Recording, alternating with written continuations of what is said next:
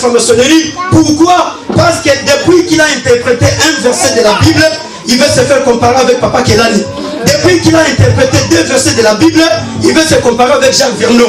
Depuis qu'il a interprété 3 versets de la Bible, il veut se comparer avec Albert Kakenza. Depuis qu'il a interprété 4 et 5 versets, il veut se faire voir avec Jean Bosco Kindoma. Frère, le parcours parcouru par ces hommes, tu les connais? Oui, aujourd'hui on peut tout dire. Non, Bazaba faux, Bazaba Toumabé. Oui, nous allons le dire, c'est très bien. Mais ce sont des hommes qui ont les dieux visibles, les esprits des choses visibles. Les dieux immatériels, c'est qui matérialise sa parole. Les dieux immortels, c'est qui fait ses orgueils. C'est vous qui êtes serviteurs de la parole. Alléluia. Je demande que tu puisses acclamer les dieux qui t'ont donné ici.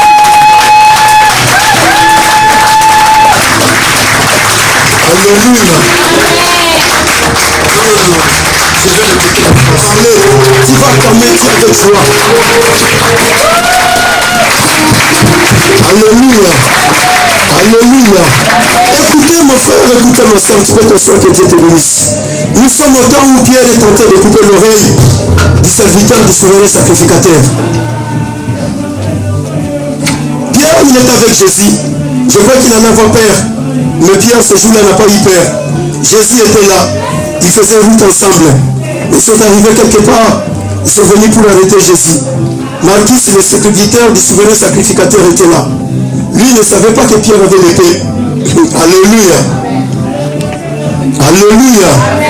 Et Jésus aussi ne savait pas que Pierre avait gardé son épée. Il était surpris ce jour-là. Il dira, mais Pierre, pourquoi tu as fait cela? Mais écoutez, la Bible dit, à l'instant où Pierre il a vu une bousculade, Pierre il a vu tout ce qui s'est passé, la Bible nous dit que Pierre il a récupéré son épée, il a coupé l'oreille de Marcus le serviteur. Mais il y a quelqu'un qui l'a récupéré pour le remettre à sa place. Alléluia. Pierre l'a coupé avec l'épée. Pierre n'avait pas un couteau, mais Pierre avait l'épée. Alléluia. Alléluia. Amen. Je veux qu'en fait que l'église entre dans la dimension de l'interprétation. On va couper l'oreille du souverain, du fils, du serviteur, du souverain sacrificateur. L'oreille va tomber. Mais tout le monde peut se dire, mais pourquoi Pierre il agit de cette façon? Mais dans la dimension prophétique, mon frère, ma soeur, ce n'était pas Pierre qui agissait, mais c'est le Saint-Esprit qui a poussé Pierre à poser cet acte. Or, le serviteur du souverain sacrificateur, qui était là pour venir arrêter Jésus, parce que lui, son problème, on lui a demandé de prendre Jésus et le ramener dans un coin pour qu'enfin que Jésus soit crucifié. Alléluia. Mais il fallait commencer par couper son oreille. L'oreille doit tomber par terre pour que Jésus vienne le récupérer. Mais que symbolise cette oreille-là? L'oreille du souverain sacrificateur, du serviteur du souverain sacrificateur, ne symbolise rien d'autre si ce n'est que la grâce qui a été ce jour-là jetée par terre. Or, il est écrit dans la parole de Dieu. Il est venu chez les siens et les siens ne l'ont point. Il est venu chez les siens et les siens ne l'ont point rien. Alléluia. Il est venu pour Issa. Jésus n'est pas venu pour nous. Jésus est venu pour Issa. Et Israël, qu'est-ce qu'ils ont fait? Ils l'ont rejeté. Ils ont rejeté Jésus. Voilà pourquoi Pierre ce jour-là devait commencer par couper l'oreille du serviteur du souverain sacrificateur. Cela symbolise quoi? La grâce de Dieu a été jetée par terre. Et comme la grâce était jetée par terre, celui qui était la grâce lui-même devait récupérer cette oreille pour le retourner encore à la place. Cela symbolise quoi? La même grâce qui a été foulée par Israël, mais un jour la grâce de Dieu retournera en Israël. Mais la terre dont l'oreille était tombée symbolise les nations. Toi et moi, nous avons bénéficié de la grâce à cause de Pierre. Pierre, il a coupé l'oreille. L'oreille est tombée par terre. Raison pour laquelle Paul dit, parce que nous travaillons avec Dieu, ne prenez pas la grâce de Dieu en vain. Alléluia. Israël, ils ont pris la grâce de Dieu en vain. Ils se sont dit, non, on n'a pas besoin de toi. Vas-y, va faire ta vie. Mais ils ne savaient pas que Jésus devait faire de nous une nation sainte. Jésus devait faire de nous un sacerdoce royal. Jésus devait faire de nous un peuple acquis à un grand prix. Et ils n'ont pas compris ces choses. Et ils ont rejeté la grâce de Dieu. Voilà pourquoi mon frère, ma soeur, ne rejetez pas la grâce de Dieu. Paul dit, considérez la grâce de Dieu. Alléluia. La grâce de Dieu doit être considérée. Quand on ne considère pas, on va continuer à couper. Et quand on va continuer à couper, plusieurs ils vont couper la grâce de Dieu. Ils vont se retrouver. La grâce est déjà partie. Et aujourd'hui, Israël regrette. Parce que la grâce est déjà pas. Ésaïe chapitre 55. Après tu comprendras. On lit la parole de Dieu. Maintenant, respecter, honorer la parole de Dieu. Ésaïe chapitre 55. Nico le Moustoua.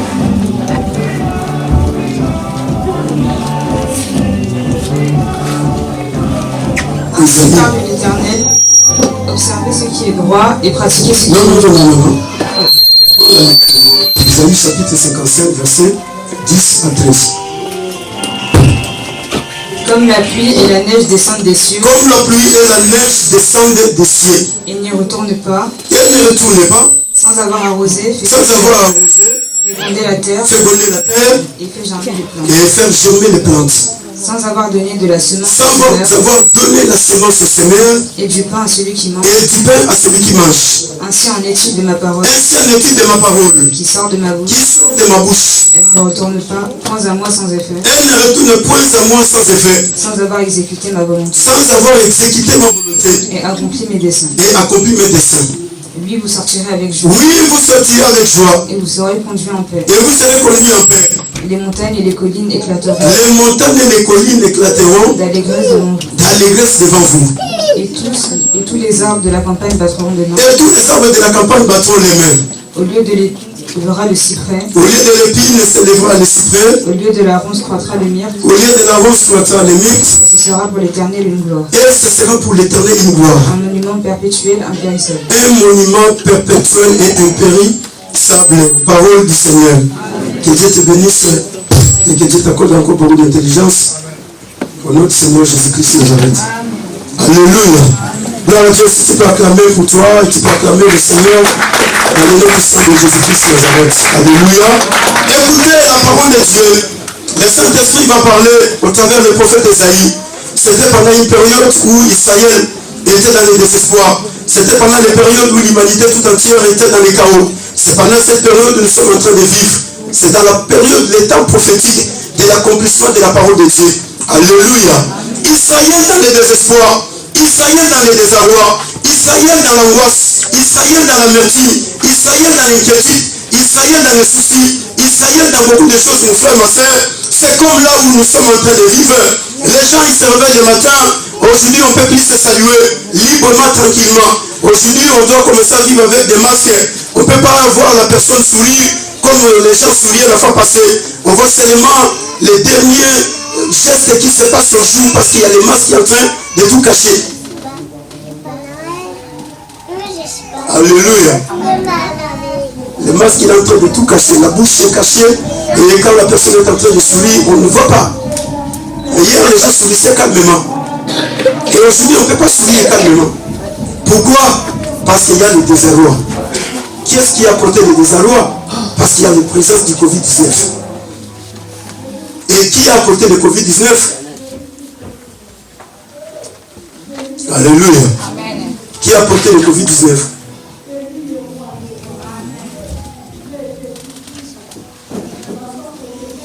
Hein?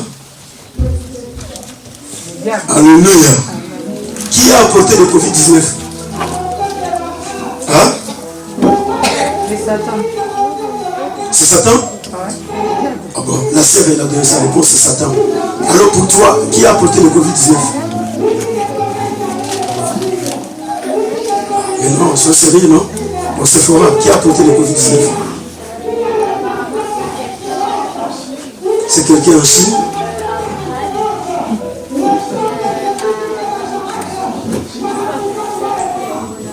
Ah, quelqu'un en Chine orale qui a marché sur une souris et directement après il a apporté le corona. Alléluia. Amen. Alors c'est l'état où nous sommes en train de vivre. Donc l'homme lui-même il a apporté le corona. N'est-ce pas? La sœur nous a dit que quelqu'un en Chine a piétiné la souris et après, ça a porté le corona. Le corona ne vient pas du diable. Alléluia. Mais c'est l'homme lui-même qui en a fabriqué. Et comme l'homme il a fabriqué le corona, c'est pour en faire voir s'il était plus intelligent que Dieu, pour savoir, et voilà, l'homme cherche à faire des choses pour se comparer un tout petit peu avec Dieu, pour chercher à s'égaler avec Dieu. Mais écoutez, en faisant toutes ces choses, l'homme ne savait pas la gravité de tout ce qui va y arriver. L'homme ne mesurait pas les conséquences qui vont arriver demain et après-demain. Mais aujourd'hui, tous nous sommes là. Alléluia. On nous dit, bon voilà, le président, il est atteint du Covid-19, 7 jours de retraite. Le président, il est parti 7 jours de retraite. Pourquoi? Parce qu'il y a le Covid. Alléluia. Est-ce que vous comprenez? Après, on va nous dire, bon, il y a tel encore qui va partir en retraite parce qu'il y a le Covid-19.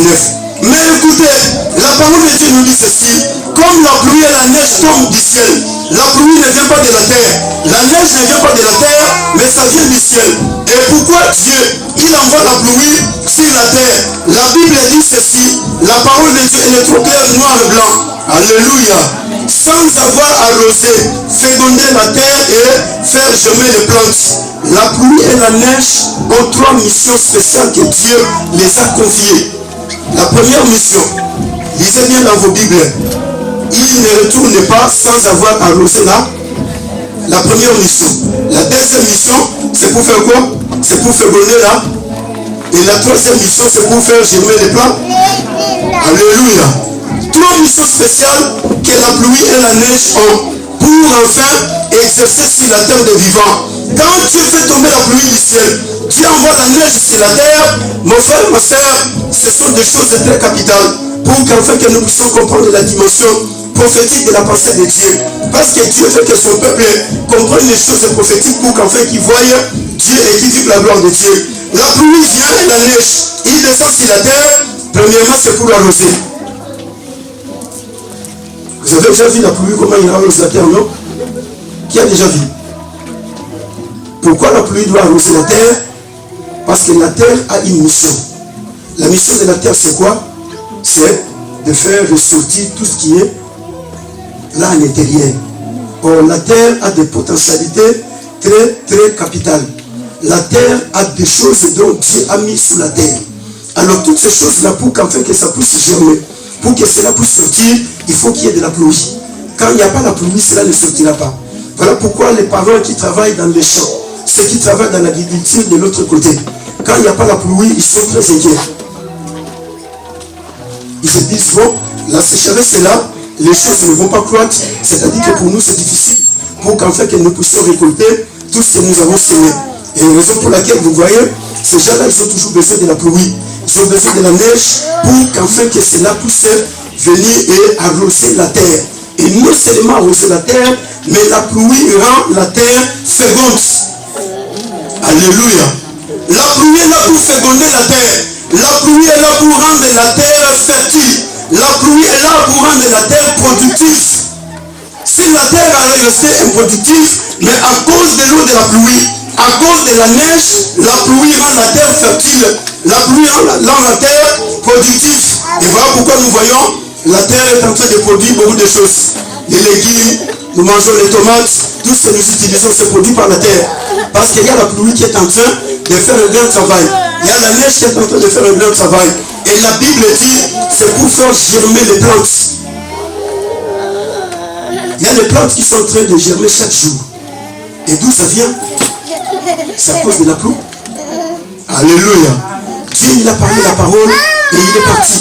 Mais cette parole continue à travailler jusqu'aujourd'hui et la parole répand la pluie chaque jour. La pluie est en train de descendre.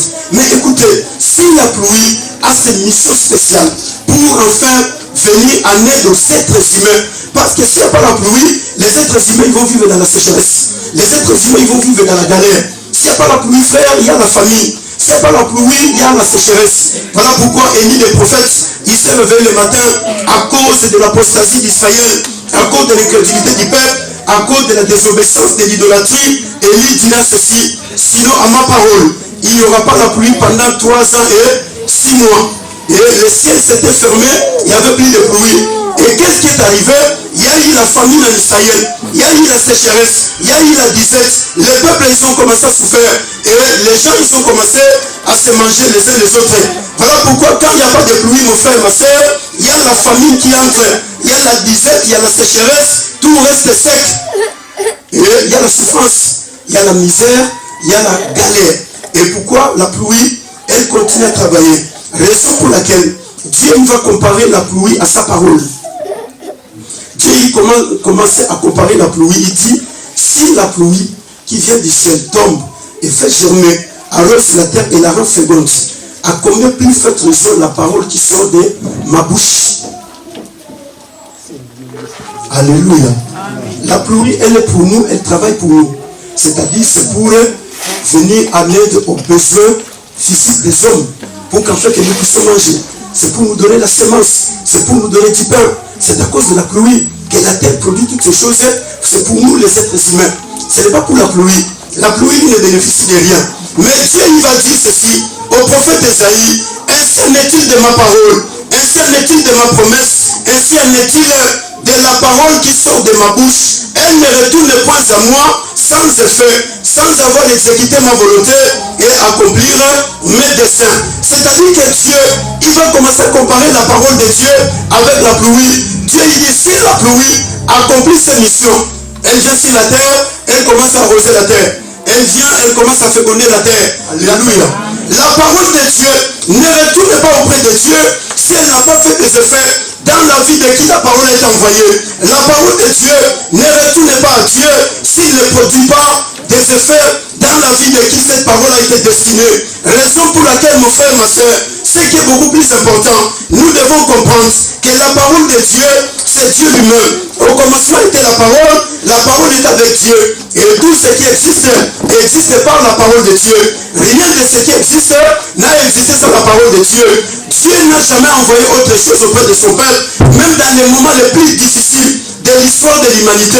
Parce que le Covid-19 qui existe aujourd'hui, cela en avait déjà existé, mais sous une autre forme. Alléluia. La parole de Dieu dit ceci: il n'y a rien de nouveau, cela.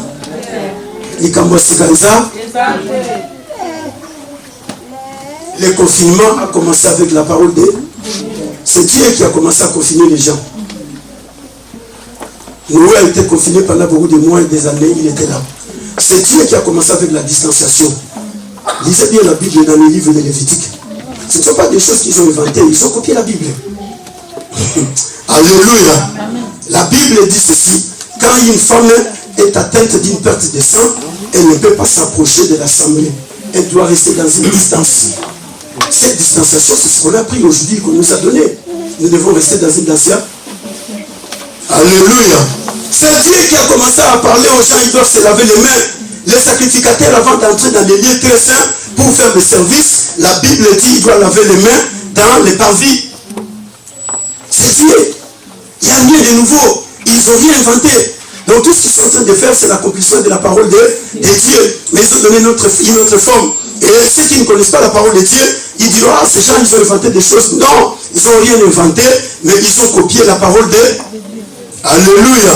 Ils ont copié la Bible et ils nous ont dit: bon, en fait, c'est là, mais sous une autre forme. Alléluia. La parole qui sort de la bouche de Dieu. Voilà pourquoi, mon frère, ma soeur, nous disons ceci: la parole qui sort de la bouche de Dieu, ce n'est pas cette parole qui est écrite ici. Cette parole qui est écrite s'appelle le Logos. En grec, ça s'appelle Logos. C'est-à-dire la parole écrite. Et la parole écrite, tu en as besoin. Tu dois lire. Voilà pourquoi Dieu il a dit à notre ami Josué que ce livre de la loi ne s'éloigne point d'état. Médite les jours et pour qu'enfin que tu puisses agir fidèlement selon ce qui est et pour que tu puisses réussir dans toutes tes entrées. Donc pour que tu puisses avancer, pour que tu puisses agir fidèlement selon tout ce que Dieu a recommandé, il faut lire les Logos. Il faut lire la parole de Dieu. Il faut lire ces textes. Il faut lire ça pour réussir dans toutes les entreprises, dans tous tes travaux, dans tes projets, dans tout ce que tu es en train de faire. Tu dois lire la parole de Dieu.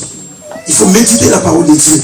Chaque jour de ta vie, tu as besoin de méditer la parole de Dieu pour qu'en fait que tu puisses réussir.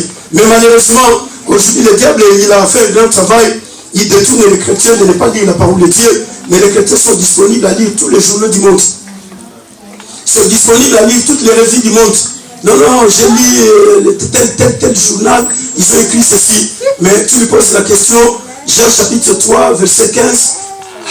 Jean chapitre 3.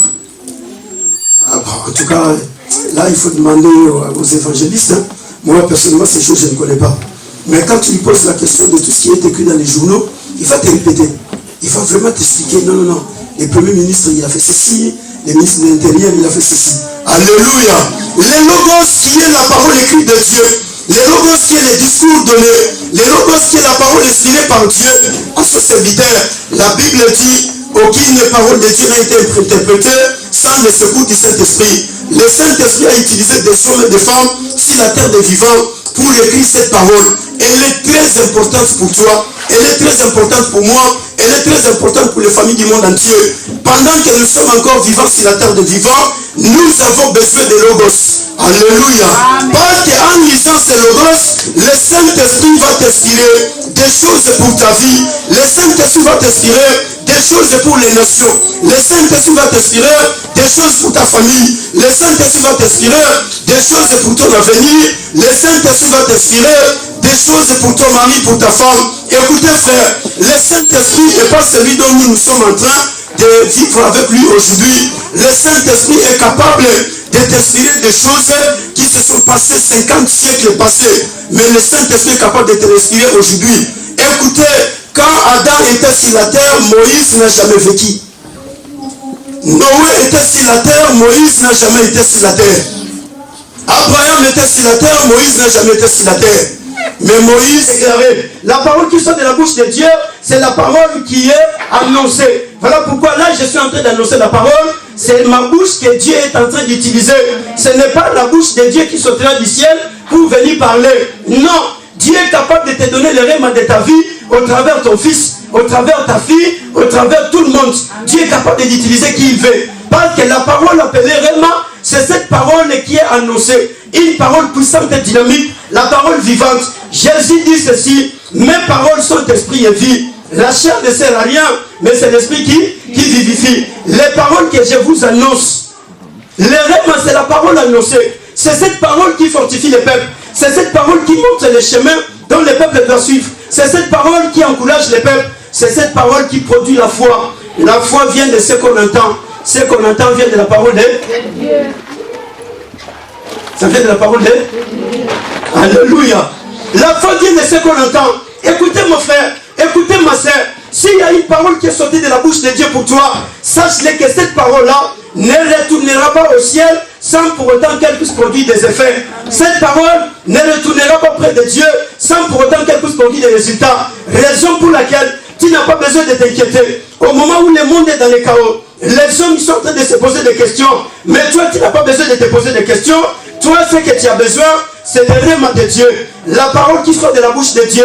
Dieu, 400 ans après, il s'est souvenu de la parole. Il est venu chercher Moïse. Il a dit, écoutez Moïse, j'ai fait un contrat avec Abraham. Israël doit quitter l'Égypte pour aller sur le territoire de Canaan. Mais la personne que je vais utiliser, c'est toi. Tu vas descendre dans l'Égypte pour en fait délivrer mon peuple. Mais écoutez, la Bible dit, Dieu lui assure, Pharaon, je vais endurcir son cœur. Mais toi, va seulement.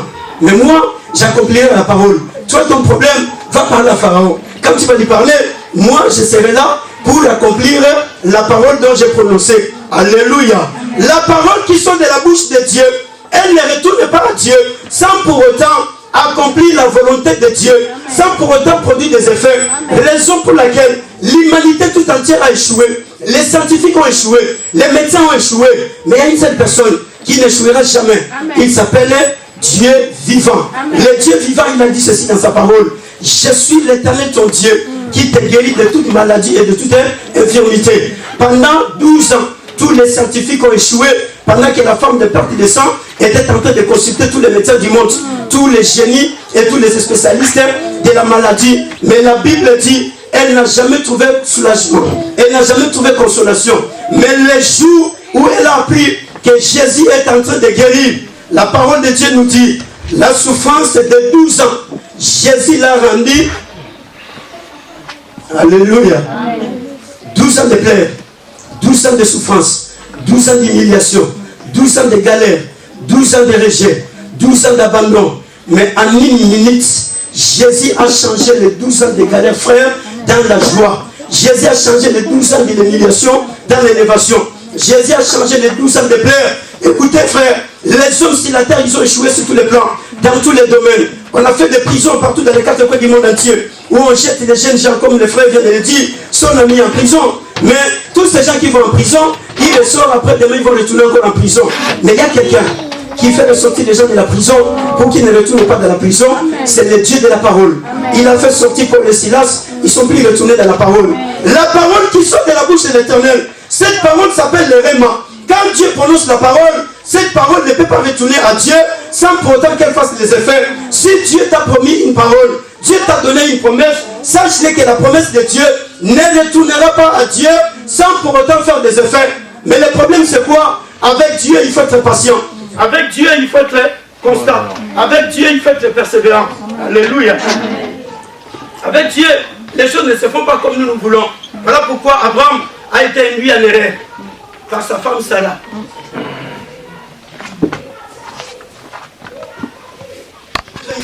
Que c'est Dieu qui a prononcé la parole. Comme c'est Dieu qui a prononcé la parole, je prends cette parole, je vais vivre avec cette parole, parce qu'elle est sortie de la bouche de l'Éternel. Et comme elle est sortie de la bouche de Dieu, jour et nuit je me réveille, je vis avec cette parole. Écoutez frère, Joseph n'avait rien.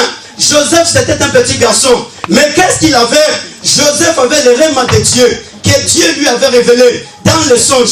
Quand Dieu lui révèle des choses, Joseph est haï par ses propres frères. Mais malheureusement, les frères ne comprenaient pas que c'est Dieu qui lui a révélé les choses. Et comme c'est Dieu qui lui a révélé, Joseph un jour est jeté dans la citerne. Mais eux, ils ne savaient pas que Dieu, quand il révèle les choses, frère, Dieu ne permettra pas la mort tant que ce que Dieu a prononcé dans sa bouche, cela ne s'est pas encore accompli. Joseph, ses frères ont cherché par tous les moyens qu'il soit tué. Mais eux, ils ne savaient pas que celui qui a les rémas de Dieu, frère, même si le Covid-19 est en train de tuer tout le monde, mais celui qui a les rémas de Dieu, même si tu as attrapé le Covid-19, le Covid-19 ne veut pas te tuer. Pourquoi? Parce que la parole qui est sortie de la bouche de Dieu ne peut pas retourner auprès de Dieu sans pour autant faire des effets. Si la parole n'a pas encore fait des effets, même si on te jetait dans la fosse au lion, comme Daniel ce jour-là, mais comme la parole est sortie, Dieu veille sur la parole. Et Dieu lui-même, il a commencé à veiller sur Daniel. Dieu lui-même, il a commencé à protéger Daniel. Les frères de Joseph, ils se sont battus. Ils ont dit, voilà, nous allons tuer ces petits pour qu'enfin que ces rêves ne s'accomplissent. Ils ont jeté leurs frères dans la piscine. Les frères sont partis du plus profond. Et les frères, ils se sont concertés entre eux. Ils ont dit, nous allons les tuer pour qu'enfin que nous puissions l'oublier. Comme ça, l'histoire est finie avec lui. Mais écoutez, frère, il y a le réma qui est sorti de la bouche de Dieu. Personne ne peut tuer celui qui a le réma de Dieu. Même si tu dors avec les sorciers qui ont 10 000 années dans la sorcellerie. Tu dors avec ces sorciers sur les mêmes lits. Tu manges avec lui. Il a déjà fait 50 000 années dans la sorcellerie. Cette personne ne te tuera pas. Cette personne ne te fera rien. La Bible dit quoi? Les frères de Joseph, entre eux, ils se sont concertés. Nous allons les tuer pour qu'enfin que nous mettions fin à ces rêves. Mais les frères est arrivé. Ribin dira, nous n'allons pas faire cela. C'est notre sang. Il serait mieux qu'on puisse le vendre chez les madianistes qui s'en va là-bas pour qu'enfin que nous puissions nous débarrasser de son problème. Mais on ne va pas les tuer. On va pas verser le sang de notre frère. Ribin est retourné dans la brousse pour aller perdre les brebis de son père. Les frères, ils sont restés. Ils se sont dit, bon, comme nous avons déjà dit que les garçons nous l'avons tué, qu'est-ce que nous allons faire? Nous allons mettre notre père dans l'affliction. Notre père va commencer à pleurer pendant toute sa vie. Nous allons lui dire, ton fils a été tué. Le lion est à Paris, il a broyé ton fils. Et voilà l'habit que nous te ramenons. Ils ont pris l'habit de Joseph frère. Ils ont pris le sang d'un taureau, le sang des boucs qu'ils ont tués. Ils ont roulé l'habit dans ce sang. Et ils ont pris cet habit-là. Ils ont ramené auprès de leur père Jacob. Ils ont dit à Jacob, écoutez Jacob, ton fils que tu aimes bien est déjà mort. La Bible dit, Jacob, il a commencé à pleurer.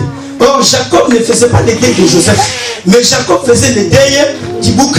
Jacob ne pleurait pas Joseph, parce que Joseph n'était pas mort, Joseph était de l'autre côté. Alléluia.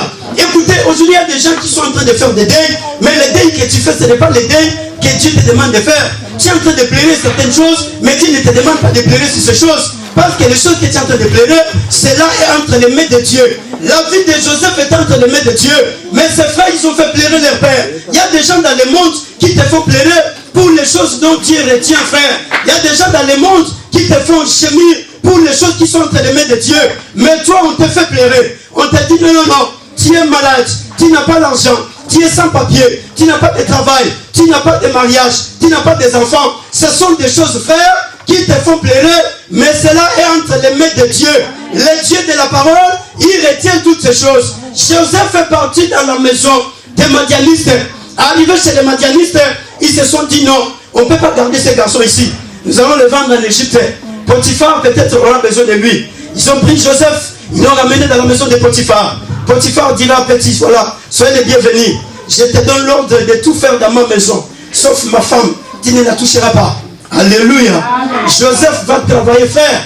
Quelqu'un qui a le rêve de Dieu, il devient cuisinier dans la maison de Potiphar. C'est lui qui a la parole de Dieu, frère. Il peut passer par des moments difficiles de la vie. Joseph a commencé à bouillir dans la Potiphar, mais avec les rêves. Joseph a commencé à travailler. A commencé sur la bassine et moi de Potiphar, mais avec les rêves de Dieu. Écoutez, frère.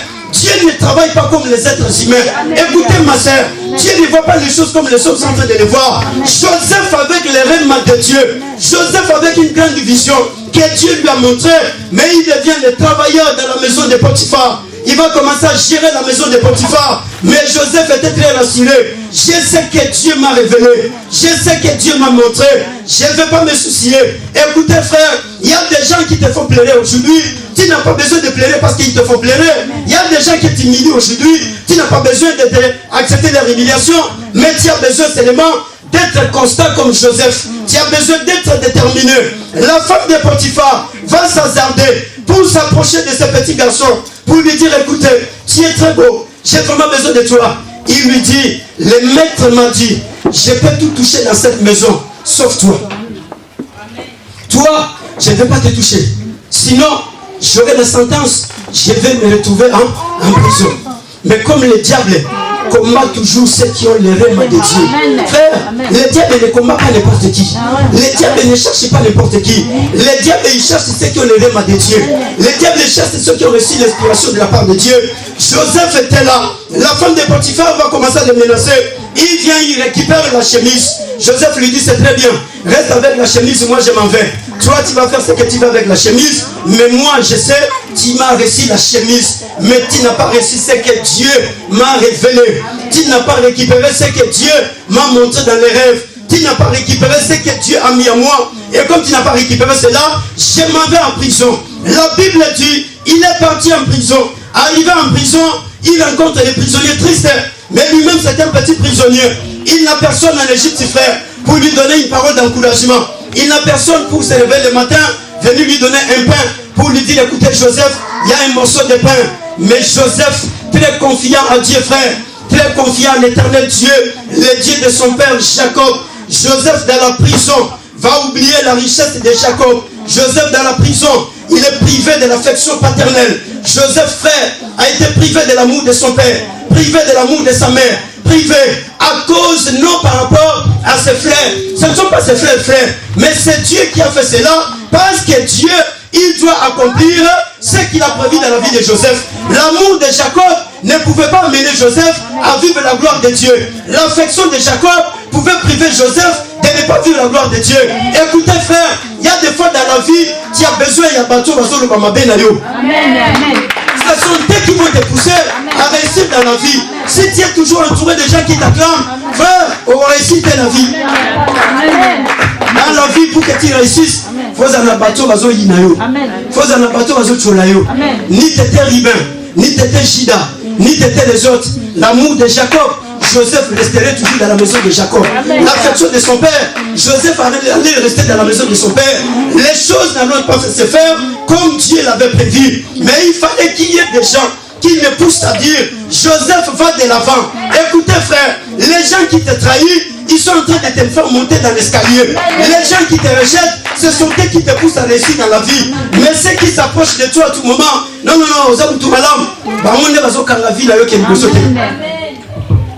Jésus, pour monter dans la gloire, il fallait un certain Shida. Jean, Pierre, Jésus, le long de il fallait Judas. Pour Jean, tellement qu'il aimait beaucoup Jésus, il n'allait pas accepter. Pierre, il était toujours là parce que Jésus faisait des miracles. Ah, Jésus. Pierre n'allait pas accepter. Matthieu, lui, était là. Jésus, Matthieu n'allait pas accepter. Mais Judas, il s'est dit non, non, je suis prêt. Alléluia. Je suis prêt à faire ce que vous voulez faire. Écoutez, mon frère, la parole qui sort de la bouche de l'Éternel ne retourne pas à Dieu sans pour autant faire des effets dans la vie de qui elle a été envoyée. Ni tes frères, mon frère, ma soeur, l'humiliation des frères de David. David n'allait pas se battre avec Goliath. Mais parce que ses frères ce jour-là l'ont humilié. Ses frères l'ont méprisé. Ils ont dit, toi, on connaît ta malice. On connaît ta façon de faire les choses. Tu n'as jamais, toi, depuis ta naissance, tu n'es jamais bâti. Et David leur dira, je vous ferai voir que je me suis déjà bâti avec l'ours et les lions dans la forêt. Frère, il y a des gens qui t'haïssent aujourd'hui, mais ils sont en train de te pousser pour que tu puisses aller au sommet. Il y a des gens qui sont en train de t'humilier aujourd'hui, mais ce sont eux qui sont en train de te faire avancer. Il y a des gens aujourd'hui sur la terre des vivants.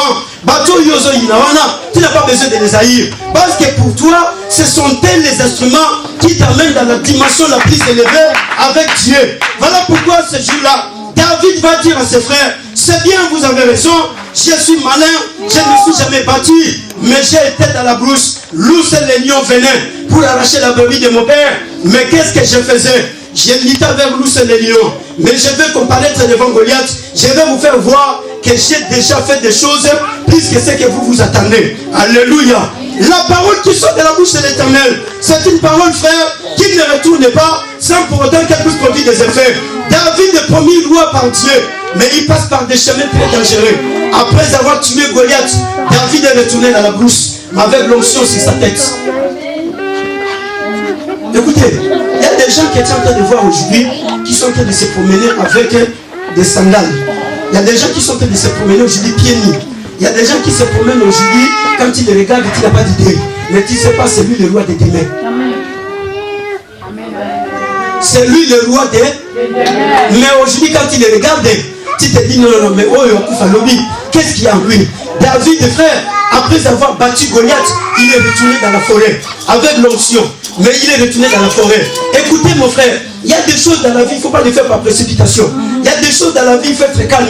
Il y a des choses parce que le temps y arrivera. Parce que c'est Dieu qui a prononcé la parole. Comme c'est Dieu qui a prononcé la parole, retourne dans la forêt. Car Dieu veut qu'enfin que tu sois encore formé dans la forêt. David retourne dans la forêt. Il pouvait se battre la patrie. J'ai fait tomber Goliath. Je ne veux pas retourner dans la forêt. Mais David retourne dans la forêt pour être formé davantage. Quand il retourne encore dans la forêt, c'est là où David reçoit encore beaucoup de force. Aujourd'hui, les jeunes serviteurs de Dieu, beaucoup de jeunes gens, ils sont tombés aujourd'hui dans la magie, sont tombés dans les carreaux franc-maçonnerie. Pourquoi? Parce que depuis qu'il a interprété un verset de la Bible, il veut se faire comparer avec Papa Kelani. Depuis qu'il a interprété 2 versets de la Bible, il veut se comparer avec Jacques Verneau. Depuis qu'il a interprété 3 versets de la Bible, il veut se comparer avec Albert Kakenza. Depuis qu'il a interprété 4 et 5 versets, il veut se faire voir avec Jean Bosco Kindoma. Frère, le parcours parcouru par ces hommes, tu les connais? Oui, aujourd'hui on peut tout dire. Non, non, non, Bazar faux, Bazar Batoumabé. Oui, nous allons le dire, c'est très bien. Mais ce sont des hommes qui ont parcouru un chemin. Ce sont des hommes, frères, qu'on a vus hier, qui se sont battus pour qu'afin que des millions d'hommes et de femmes soient sauvés sur la ville de Kinshasa, soient sauvés dans les 4 coins du monde entier. Nous les avons vus, frères. Même si aujourd'hui, on peut prononcer tout ce qu'on peut prononcer, mais nous avons vu ces hommes se sacrifier pour que le nom de Jésus-Christ soit élevé dans la ville de Kinshasa, pour que le nom de Jésus-Christ soit élevé dans la République, pour que le nom de Jésus-Christ soit proclamé dans les 4 coins du monde entier. Au travers de ces hommes, Dieu il a agi. Mais il y a aujourd'hui des jeunes qui sont venus, ils veulent se faire, ils se disent non, non, moi je vais devenir frère. David pouvait dire, écoutez Saul, toi tu n'as pas vaincu Goliath, moi j'ai vaincu Goliath, c'est moi qui va devenir roi. Mais David recule, il va retourner dans la forêt, il va commencer encore à recevoir la préparation de Dieu. Ceux qui tuent les jeunes gens aujourd'hui, voilà pourquoi ils se sont retrouvés dans la franc-maçonnerie, se sont retrouvés, frères, dans les choses qui sont en train de les tuer aujourd'hui. Avant, il y a de ceux qui sont morts déjà avant, même ceux qui sont avant. Alléluia. Il y a des jeunes qui sont venus après nous, ils sont morts, ils sont partis. Non, viens, j'ai dit petit, sois calme. Avec Dieu, vous faites un cas. Ne sois pas pressé. Tu veux devenir comme lui, va lui demander le parcours là où il a parcouru. Demande le chemin où il est passé. Tu veux devenir comme Saul, va demander à Saul comment il a fait pour rester à la royauté. Tu veux devenir comme tel, va lui demander. Tu veux demeurer dans les mariages, tout le maman va s'asseoir qui se fait dans les balles. Tout le papa se met dans les balles. Pose-lui la question, quelle est la souffrance que tu as vécue dans les mariages? Et il va t'expliquer. Demande au monsieur qui a vécu avec sa femme pendant 50 ans, il va t'expliquer comment vous avez fait pour arriver là où vous êtes aujourd'hui. Demande à ceux qui sont aujourd'hui en train de faire les choses, ils avancent. Pose-leur la question, comment ils ont fait. Mais malheureusement qu'aujourd'hui, nous ne voulons pas.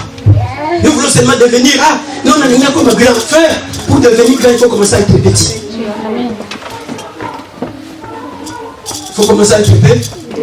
Voilà pourquoi la Bible dit, si tu es fidèle dans les petites choses, Dieu il te mettra dans les grandes. Mais si tu n'es pas fidèle dans les petites choses, comment est-ce que Dieu va te ramener dans les grandes choses? David retourne dans la forêt. Mais comme la parole est sortie de la bouche de Dieu, j'ai trouvé David l'homme selon mon cœur. Alléluia. J'ai trouvé David l'homme selon mon cœur. David a été combattu même par les boiteux. Les aveugles l'ont combattu. Ils ont dit ici tu n'entreras. Mais comme c'est Dieu qui avait prononcé la parole qui sort de la bouche de Dieu, ne retourne pas à Dieu sans pourtant faire des... David et la finalité, il est devenu roi sur Israël. Mais à un moment donné, on l'avait caché à Hébron. Il est resté à Hébron. Frère, tout ça, ce sont les parcours de la vie d'un grand guerrier. Tout ça, ce sont les parcours d'un homme victorieux. Dieu, il t'a fait passer par des choses. Il y a des fois, tu te dis, mais Dieu, pourquoi je dois passer par là? Dieu te dit, oui, je t'ai fait passer par là. Tu as besoin d'aller directement au trône. Non, non, non, non. Tu ne vas pas directement au trône, mais tu te laisses par là. Tu vas passer par là. Dieu, mais j'ai besoin que tu me donnes une église de 10 000 personnes. Dieu dit, non, je te donne 5 personnes. Tu vas prêcher les 5 personnes. Si tu seras fidèle avec les 5, un jour je te donnerai 50. Si tu seras fidèle avec les 50, un jour je te donnerai 300. Un jour je te donnerai. Mais quand on n'est pas patient avec Dieu, frère, on a besoin d'une église de 10 000 personnes, on va chercher les diables. On va collaborer avec les diables. Et voilà pourquoi nous voyons aujourd'hui tous ces jeunes gens qui sont partis. Aujourd'hui, il y a des gens qui veulent devenir comme Denis Wong. Il y a des gens qui chantent, qui veulent devenir comme Matou Samuel, qui veulent devenir comme Alain Moloto, qui veulent devenir comme les autres frères. Mais tu ne connais pas les prix payés par ces gens. Ils ont accepté de dormir par terre. On n'avait pas des églises qui étaient avec des conforts à Kinshasa à l'époque. Les frères de Ningon dormaient par terre, frère. Les frères Matou Samuel dormaient dans la banque d'église pour prier, pour que Dieu lui donne l'inspiration, pour qu'il vienne adorer Dieu.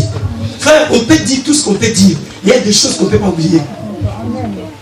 On peut dire tout ce qu'on peut dire, mais il y a des choses qu'on n'oubliera jamais. Parce qu'on a vu les gens, on a vécu, on a vu l'histoire de toutes ces personnes. Qu'est-ce qu'ils ont fait pour qu'enfin la gloire de Dieu puisse se manifester? Mais ils ont compris, voilà pourquoi la parole qui sort de la bouche de l'Éternel, mon frère, quand Dieu prononce une parole, cette parole finira par s'accomplir. La parole ne retourne pas à Dieu sans pour autant faire des effets. La parole finit par s'accomplir. David était devenu roi. Nous voyons Joseph, il était devenu premier ministre sur le territoire égyptien. Parce qu'il est passé par les chemins dont Dieu lui a mené. La parole de Dieu, Dieu il a promis le salut. Jésus est né un jour, il a sauvé l'humanité. Dieu il a promis la délivrance. Jésus est venu sur la terre, il a délivré les familles. Dieu il a promis un jour la réconciliation avec l'homme. Dieu il a réconcilié l'humanité au travers de son fils. Mais écoutez mon frère, la parole de Dieu, elle vient pour exécuter la volonté de Dieu. La parole de Dieu, elle vient pour accomplir les desseins de Dieu. La parole de Dieu, elle vient pour accomplir les plans merveilleux de Dieu. Dieu avait promis à Abraham et Sarah un enfant. Mais qu'est-ce qui arrive? Le diable, comme il est très rusé, il va passer par Sarah pour dire à Abraham, écoutez, là j'ai avancé. Je ne saurais plus te donner des enfants. Mais qu'est-ce que tu vas faire? Prends ma servante, tu vas te mettre avec elle. Peut-être par elle, Dieu te donnera des enfants. Parce que moi, je suis dans mes capacités. Et Abraham, qu'est-ce qu'il va faire? Abraham va écouter la voix de Sarah. Mais ce n'était pas Sarah, c'est le diable. Alléluia. Voilà pourquoi, frère, il faut discerner les choses. Jésus était en train de faire la marche. Jésus dira aux disciples, disciples d'état, le Fils de l'homme sera livré entre les mains des païens. Pierre lui dit, non, à Dieu ne plaise, cela ne t'arrivera pas. Jésus lui dit, arrière de moi ça. Arrière de moi ça. Jésus n'a pas chassé Pierre, mais Jésus a chassé Satan qui parlait au travers. Parce que Jésus a compris que ce n'est pas Pierre qui est en train de parler. Jésus a discerné les choses. Abraham n'a pas discerné. Au lieu de comprendre que Dieu m'a donné la promesse, mais Abraham va accepter. Et quand il va accepter, Agar va tomber enceinte. Et quand Agar tombe enceinte, Ismaël va naître. Alléluia. Et quand Ismaël naît, Dieu lui apparaît. Genèse chapitre 17. Que nous dit la parole de Dieu?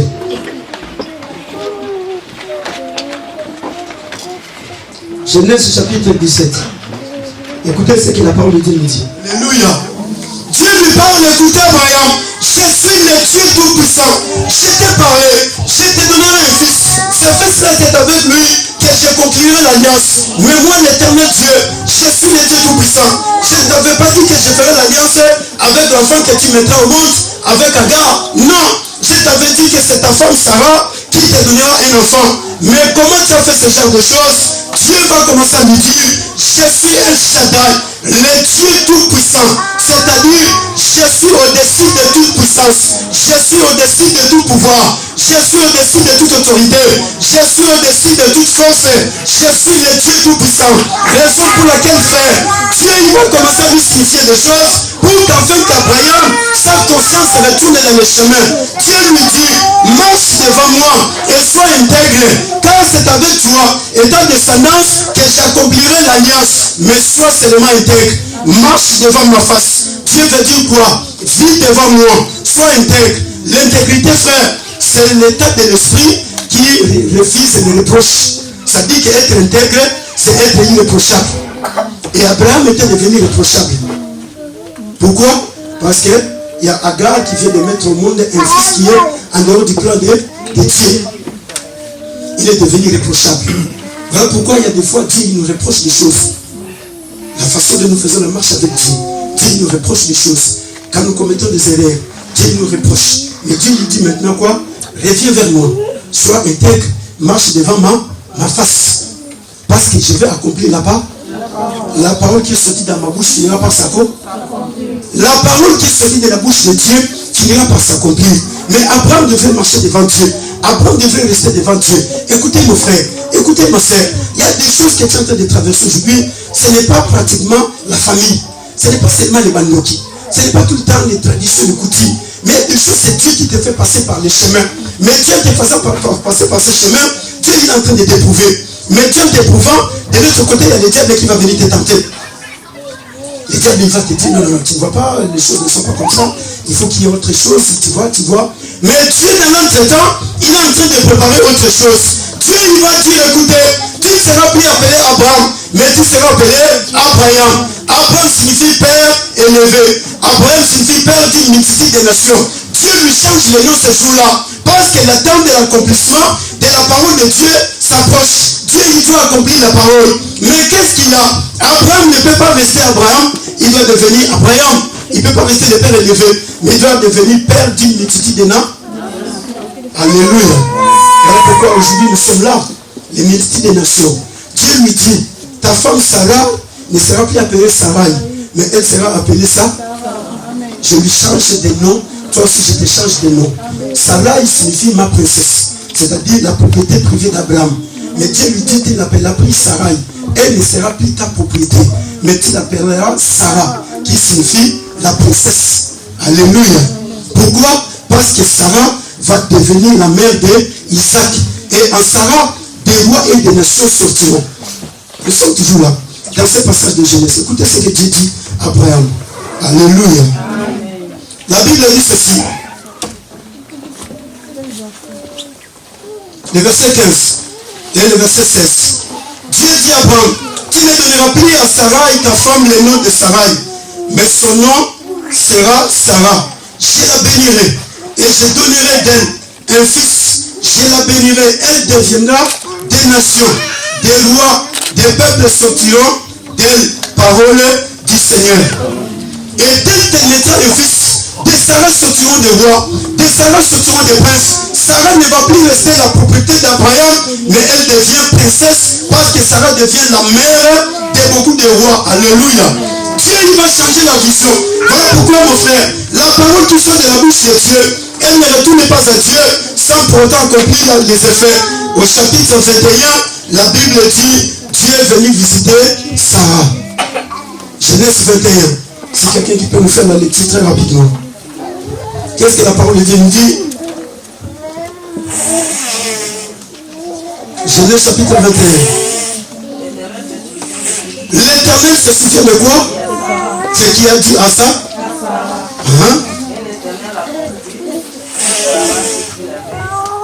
Et l'Éternel accomplit pour Sarah ce qu'il avait promis. L'Éternel se souvient de ce qu'il a dit à Sarah. Écoutez mon frère, Dieu se souvient toujours de sa parole. Ce que Dieu t'a dit, Dieu finit toujours par se souvenir. Même si tu restes dans la dernière minute de ta vie, Dieu finira par se souvenir de ses paroles. Même si ça te reste une seconde avant de quitter la terre, Dieu finira par accomplir ce qu'il t'a dit. Parce que c'est lui qui est le Dieu qui veille sur sa parole. La Bible dit, il veille sur la parole pour l'accomplir. Si Dieu t'a promis le mariage, si Dieu t'a promis l'élévation, si Dieu t'a promis les choses, la chose la plus importante reste à l'écoute de Dieu. La chose la plus importante, sois patient avec Dieu. La chose la plus importante, sois persévérant et déterminé avec Dieu. La chose la plus importante, sois constant avec Dieu. Écoutez mon frère, Élie le prophète, le jour où il avait prononcé la parole, pour qu'il n'y ait plus de pluie, 3 ans et 6 mois, Élie était debout ce jour-là. Il a prononcé la parole. Mais le jour où Élie devrait décréter la fin de la sécheresse, Élie va dire au roi Akab, monte, mange et bois. Quand j'entends un bruit qui annonce là, qu'est-ce qu'il a dit? J'entends quoi? Alléluia. Élie lui dit, roi, monte, mange et bois. J'entends un bruit qui annonce la pluie. Le roi doit monter pour aller manger. Parce qu'Élie le prophète, il a décrété la fin de la sécheresse. Élie lui demande d'aller fêter la fin de la disette, la fin de la sécheresse, la fin de la souffrance. Mais écoutez, Akab doit monter dans la ville pour aller danser. Akab doit monter dans la ville pour aller manger. Akab doit monter dans la ville pour aller se réjouir. Mais Élie, il va monter au-dessus d'Akab. Alléluia. Élie monte au-dessus d'Akab. Élie comprend qu'il y a un défi qui est décrété. J'entends un bruit qui annonce la pluie. La pluie va tomber. Mais cette pluie, Élie ne l'avait pas vue avec ses 2 yeux. Mais Élie proclame les choses par la foi. Selon ma parole, j'ai arrêté, il n'y a pas de pluie pendant 3 ans et 6 mois. Maintenant, selon la parole de l'Éternel, le ciel doit s'ouvrir. Mais pour que le ciel s'ouvre, Élie va monter au-dessus d'Akab. Akab va monter dans la ville. Élie monte au sommet du Carmel.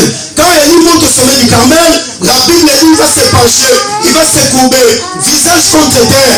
Élie va commencer à invoquer l'Éternel. Écoutez mon frère, écoutez ma soeur, les choses sont très simples.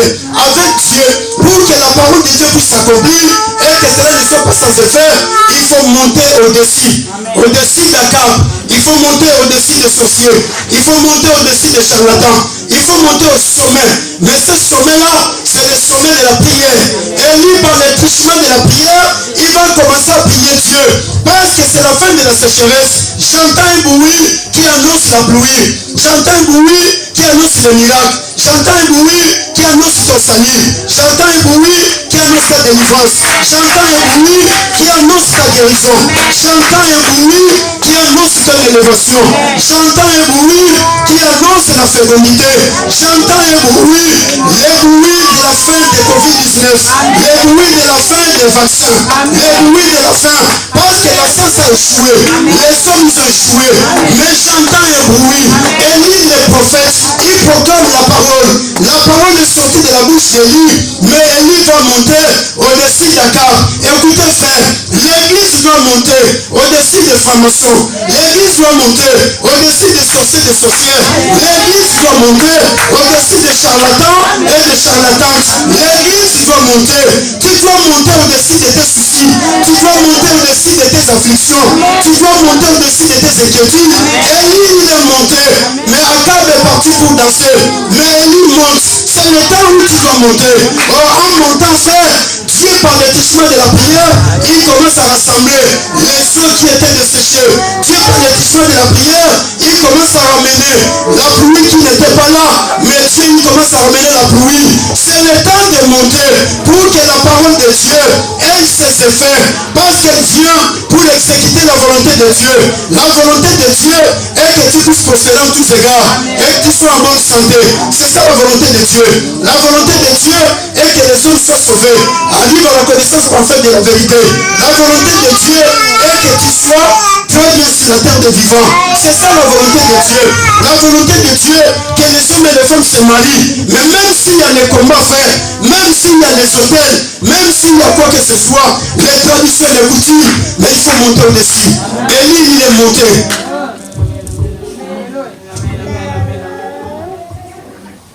Élie, il est monté. Akab va danser, va voir. Mais moi, je monte au sommet de la colline. Il est monté au sommet du Carmel. Et c'est là, Élie dit à Élisée, va voir. Élisée, il vient, il lui dit, il n'y a rien. La première fois, Élie dit à Petit, il n'y a rien vraiment. Oui, il vient, il est exaté. Alléluia. La deuxième fois, il vient, il dit, il est exaté, viens. Cela veut dire quoi? Élisée venait pour décourager Élie. Pour lui dire, bah non, bah non, il n'y a rien qui est en train de faire. Élie lui dit, c'est la troisième fois. Il revient, il dit, là, il n'y a rien. Élie lui dit, va la quatrième fois. Il revient, il dit, ah, va la cinquième fois. Élisée vient, il dit, ah, va la sixième fois. Écoutez, frère, peut-être aujourd'hui tu te dis que j'ai beaucoup prié. Tu te dis, j'ai beaucoup prié. Peut-être que c'est la première fois. Là, c'est la première fois. Et les gens qui t'entourent, ils te disent, il y a. C'est la première fois, frère. Mais il y a une deuxième fois. La deuxième fois aussi, il n'y a rien. Mais les gens, ils vont continuer à te parler. La troisième fois, tes propres pensées commencent à te parler. Les diables, ils commencent à piquer dans tes pensées. Ils te disent, mais tu ne vois pas, tu es en train de jeûner, prier. Mais qu'est-ce qui change dans ta vie? Tu es en train de faire des sacrifices. Qu'est-ce qui change dans ta vie? Mais écoutez, frère, il y a une quatrième fois. La quatrième fois, cette fois-là, ce ne sont pas tes pensées qui vont te parler. Mais cette fois-là, c'est le découragement qui arrive. Tu te décourages. Tu dis, mais ça fait 4 ans, ça fait 10 ans, ça fait 15 ans. Depuis que j'ai commencé à prier, il n'y a rien qui se fait dans ta vie. Tu commences à te démoraliser toi-même. La cinquième fois, tu commences à recevoir les attaques et tu as le dégoût de prier. Tu te dis, je ne veux plus prier. Mais il y a une sixième fois. La sixième fois, Élisée s'en va. Il revient, il dit, il y a Tika Bangoba Lobaya.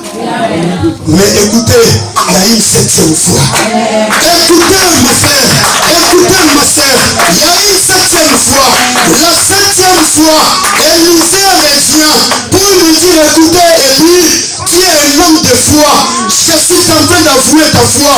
Je suis en train d'honorer ta foi. J'ai vu un petit nuage qui s'élève dans le ciel comme la paume de la main d'un homme. Quand Élie a écouté cette parole, Élie lui dit, vas-tu au roi Akab de prendre son cheval, de courir, sinon la pluie va l'attraper. Je suis dans la joie, frère. Quand il y a la septième fois, écoutez, frère, la septième fois, c'est là où Dieu, il commence à rassembler les choses. La septième fois, c'est là où Dieu ouvre le ciel. La pluie commence à tomber. Et la pluie de ton miracle tombe dans le nom puissant de Jésus-Christ Nazareth. Et la pluie de ta délivrance tombe au nom puissant de Jésus-Christ. Il y a un bruit qui annonce la guérison. Il y a un bruit qui annonce le miracle. Il y a un bruit qui annonce l'épanouissement de cette église. Frère, oui, les gens nous diront, mais vous étiez de l'autre côté, maintenant vous êtes là-bas, maintenant vous êtes ceci, frère. Tout ça, c'était la première fois. C'était la deuxième. C'était la troisième. C'était la quatrième. La cinquième. Mais là, on est dans la septième fois. La septième fois, il n'y a pas d'opposition. La septième fois, il n'y a pas de combat. La septième fois, il n'y a plus de sécheresse. La septième fois, fini avec la sécheresse. Alléluia. J'entends une nuit qui annonce la gloire. Ça m'étonne de la gloire. La Bible dit, vous sortirez dans la paix. C'est que Esaïe est en train de proclamer. Ce matin, je suis là pour proclamer la parole de Dieu. Ce matin, on est là pour proclamer cette parole. La Bible dit, oui, vous sortirez avec joie et vous serez conduits en paix. Les montagnes et les collines éclateront d'allégresse devant vous et tous les arbres de la campagne battront des mains. Alléluia. Oui, vous sortirez avec joie. Écoutez frère, s'il y a des gens qui ne vont pas sortir, mais toi tu vas sortir. Dans ce combat-là, tu vas sortir victorieux. Dans cette maladie, tu vas sortir guéri. Dans la stérilité, tu vas sortir féroce. Dans les échecs, tu vas sortir avec la réussite. Vous sortirez avec joie. Ce n'est plus le temps d'affaire où on va nous faire reculer en arrière, mais c'est le temps d'avancer. Parce que c'est la parole qui est sortie de la bouche de l'Éternel. Jésus, il a dit, je mourrai. 3 jours après, je ressusciterai. Et Jésus, il est monté au sommet. Il a commencé à regarder les hommes comme ça. Frère, nous sommes au temps où nous devons monter. Ce n'est plus le temps de rester là, à écouter les gens qui sont en train de dire le blabla. Non, Covid-19, vaccin, tout ce qu'il y a. Ça, c'est le blabla, frère. Nous montons au sommet. Au sommet, c'est là où il y a l'intervention du ciel. Au sommet, c'est là où le Dieu de la parole, il commence à rassembler les choses. Il appelle les nerfs, prophète Ézéchiel. Dieu lui dit, est-ce que ces eaux peuvent-ils revivre? Il dit, oui, Seigneur, toi tu sais. Mais Dieu lui dit, parle seulement. Alléluia. Parle, les eaux recevront la vie. Le problème, ce n'est pas d'aller chercher qui que ce soit, mais c'est le problème de parler. C'est le problème de monter au-dessus. Et nous sommes là en train de monter. La Bible dit, vous sortirez dans la joie. 2020, frère, si les gens vont sortir dans le malheur, toi tu vas sortir dans la joie, tu vas entrer en 2021 dans la joie. Oh, mais comme ça, amen. 2020, tu vas sortir dans la victoire. Même si ça te reste un jour, mais tu vas sortir dans la victoire. 2020, parce que c'est Dieu qui a proclamé la parole. C'est Dieu qui a parlé. Ce n'est pas moi, mais moi je suis en train de proclamer la parole de Dieu. Oui, vous sortirez avec joie et vous serez conduits en paix. Vous sortirez avec joie.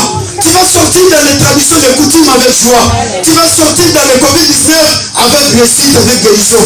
Tu vas sortir avec victoire. Tu vas sortir la tête haute. Tu vas sortir en bonne santé. Tu vas sortir avec la réussite. Tu vas sortir avec la force. Tu vas sortir avec la féminité. Tu vas sortir avec ta bénédiction. Tu seras conduit dans la paix. Parce que la Bible dit, c'est la parole de l'Éternel.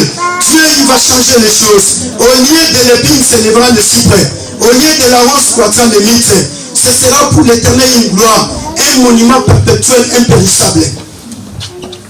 Un souvenir perpétuel et inoubliable. Les choses que Dieu va faire avec toi. Tu vas entrer en 2021 avec succès. Amen. Tu vas entrer en 2021 avec réussite. Tu vas entrer en 2021 avec santé. Tu vas entrer en 2021 avec triomphe. Oh, je suis en train de parler pour toi. Au nom puissant de Jésus-Christ Nazareth. Je suis en train de proclamer la parole pour toi. Je proclame cette parole pour toi. Tu vas sortir avec triomphe. Tu vas sortir tête haute. Tu vas sortir d'une manière merveilleuse. Personne ne va t'empêcher. Aucun sorcier, aucun charlatan, aucun marabout, aucun féticheur. Je suis en train de le proclamer dans le nom puissant de Jésus-Christ Nazareth. Tu es plus dans la tristesse. Tu es triste pourquoi? Alléluia. Élie, il est monté au sommet. Nous nous sommes appelés à monter. On est appelé à rester sur la terre. On est appelé à monter au-dessus des épreuves, au-dessus des combats, au-dessus de tout ce qui se passe. Parce que pour nous, nous allons aller avec elle. Même si on bâtit ce qu'on veut faire, mais nous allons aller avec joie. Alléluia. Est-ce que tu peux acclamer Dieu? La parole qui est sortie de la bouche de l'Éternel, ça restera un souvenir inoubliable. Donc ce jour d'aujourd'hui, tu vas te souvenir de cela, de tout ce que Dieu va faire dans ta vie. Ce n'est plus le temps de la tristesse, ce n'est plus le temps de la détresse, ce n'est plus le temps du malheur, mais c'est le temps de vivre la gloire de Dieu. C'est le temps de sortir avec joie, c'est le temps de sortir avec paix, c'est le temps de sortir avec honneur. Hier tu étais déshonoré, comme Joseph, mais il est sorti de la prison avec honneur. Hier tu étais méprisé, comme David, mais David est parti sur le trône avec des acclamations. Voilà pourquoi mon frère, c'est le temps où Dieu dit, ce ne sera plus les roses, ce ne sera plus la malédiction, ce ne sera plus le combat, ce ne sera plus les échecs, mais la Bible dit, ce sera le mythe. Alléluia. Amen. Et Est-ce que tu peux proclamer la parole de Dieu pour toi? Je sors avec joie. 2020, je sors avec joie. Je sors en 2020 avec joie. J'entre en 2021 avec joie. Je sors avec joie. Je sors dans la maladie avec joie. Je sors avec triomphe. Les Covid-19 ne me feront rien. Les lois de la France ne me toucheront pas. Au nom de Jésus-Christ Nazareth, je serai en vie. Même si 2021, nous les êtres de Christ, mais moi je vivrai. Je raconterai les œuvres de l'Éternel. Chanterai 2021 avec triomphe. Chante 2021 avec réussite. Chante 2021 avec joie. Chante 2021 dans la paix. Au nom de Jésus-Christ Nazareth. Alléluia. Élève tes mains. Un moment inoubliable de ce que Dieu va faire avec toi, de ce que Dieu va faire dans cette église, de ce que Dieu va faire dans nos vies. Oui, c'est lui qui a proclamé la parole. C'est le Dieu de la parole. Élie était monté au sommet du Carmel et la pluie était tombée. Le nom puissant de Jésus-Christ Nazareth. Que la pluie ne tombe pas, se tombe maintenant. Dans le nom puissant de Jésus-Christ. Que la pluie de ton miracle tombe maintenant. La pluie de ton salut tombe maintenant. La pluie pétillante avec joie. Dans le nom puissant de Jésus-Christ Nazareth. Parce que c'est le temps que tu vas commencer à te souvenir de tout ce que le Dieu va faire dans ta vie. Personne ne va encore bloquer ta vie. Aucun démon, aucun sorcier, aucun charlatan, aucun marabout ne va te combattre ta vie. Personne qui s'attend ne va plus combattre cette église. Ni les démons. Dans le nom puissant de Jésus-Christ Nazareth, nous sortons avec joie.